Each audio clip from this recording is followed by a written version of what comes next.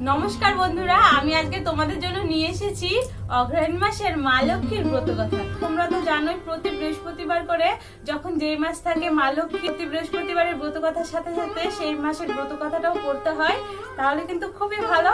তো চলো আমি তোমাদের এখন মা লক্ষ্মীর অগ্রহায়ণ মাসের ব্রত কথা পড়ে শোনাই। আর ব্রত কথা পড়ার সময় কিন্তু মনে রাখতে লাগবে হাতে একটা ফুল নয়তো দূর্বা নিয়ে ব্রত কথা পড়লে বেশি ভালো।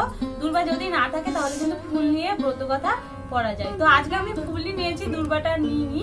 আমি কিন্তু দূর্বা নিয়েই মা লক্ষ্মীর ব্রত কথা সবসময় পড়ি, যখনই পড়ি। তো চলো আর বেশি দেরি না করে মা লক্ষ্মীর অগ্রহায়ণ মাসের ব্রত কথা পড়ে তোমাদেরকে শোনাই।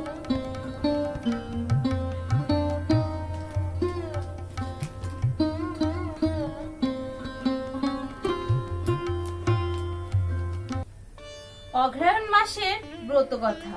দীননাথের পালা।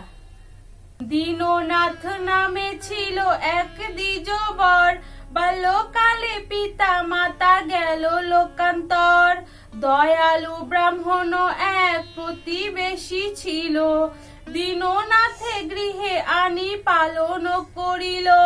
মাঠে মাঠে দীননাথ গোধন চড়ায়, গৃহেতে ফিরিয়া দিনু বসি ভাত খায়। দেখিতে দেখিতে কিছুদিন কেটে গেল, বৃক্ষ তলে বসি দিনু ভাবিতে লাগিল। পিতা মাতা ছাড়ি গেল শৈশব কালেতে, বেঁচে থাকা বড় দায় পরের অন্যেতে।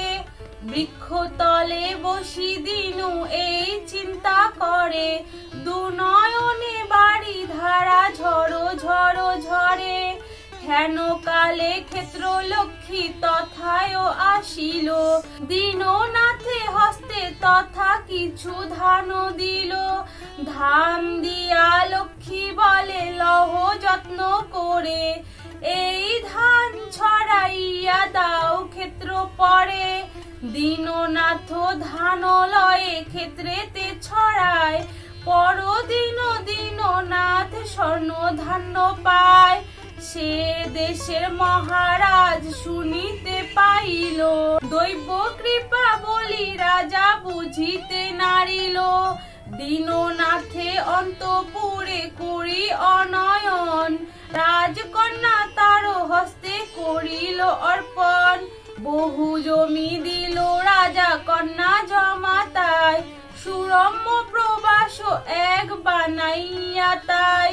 দীননাথ রাজা হইল লক্ষ্মীর কৃপায়, হরি হরি বল সবে পালা হইল যায়। ইতি অগ্রহায়ণ মাসের ব্রতকথা সমাপ্ত। তো বন্ধুরা, তোমরা তো জানোই যখন যেই মাস হয় সেই মাসের ব্রত কথা আমি তোমাদেরকে শোনাই। আমার তো ভীষণ ভালো লাগে পড়তে, আর তোমাদের শোনাতেও খুব ভালো লাগে। তোমাদের কেমন লাগে মা লক্ষ্মীর ব্রত কথাগুলো প্রতি মাসে তোমরা কিন্তু অবশ্যই একটু কমেন্ট করে জানিও, তাহলে আমার ভীষণ ভালো লাগবে। তো বন্ধুরা, আজকে মা লক্ষ্মীর অগ্রহায়ণ মাসের ব্রত কথা এই ছিল।